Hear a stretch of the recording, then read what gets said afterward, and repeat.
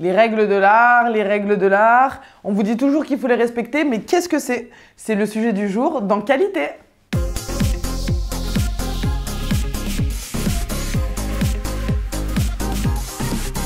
Les règles de l'art, les règles de l'art, les règles de l'art. On ne... Bien. Non, c'était trop too much.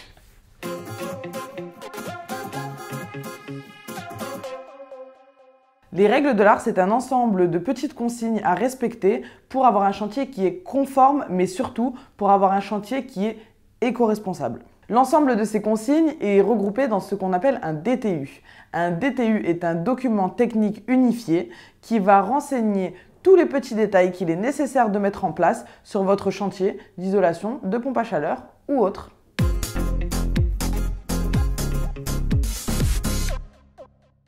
Très concrètement, si vous décidez d'isoler vos combles perdus, par exemple, il vous faudra absolument un pare-vapeur si jamais votre isolant n'en contient pas.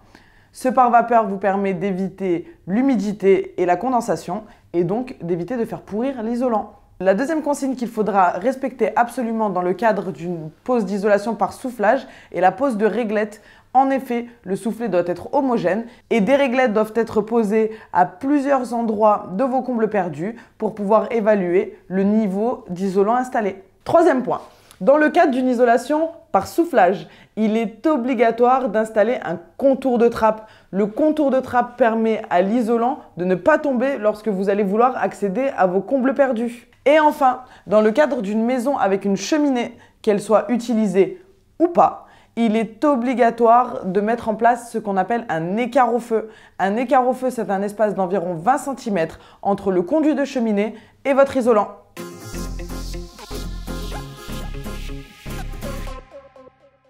Malheur à vous, si vous ne respectez pas les règles de l'art, vous prenez de très gros risques et notamment le plus gros risque est le risque d'incendie. De plus, pour le chantier en question, vous ne pourrez pas bénéficier d'aide si jamais il ne respecte pas les règles de l'art. Et enfin, chers installateurs, sachez que vous pouvez être amené à rembourser un chantier si jamais vous n'avez pas respecté les conditions normales d'installation du chantier.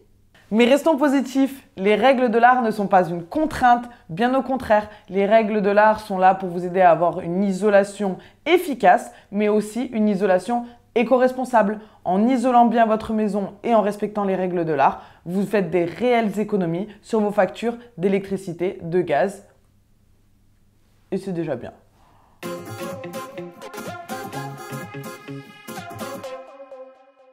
Pour retrouver le document technique unifié qui regroupe toutes les règles de l'art, vous avez deux solutions. Pour les experts, vous pouvez retrouver ce document sur le site de la Fédération française du bâtiment, mais attention, c'est un dossier complexe. Et pour les novices, il vous suffit de vous rendre sur le site FAIRE.fr pour retrouver toutes les règles de l'art, mais cette fois-ci vulgarisées.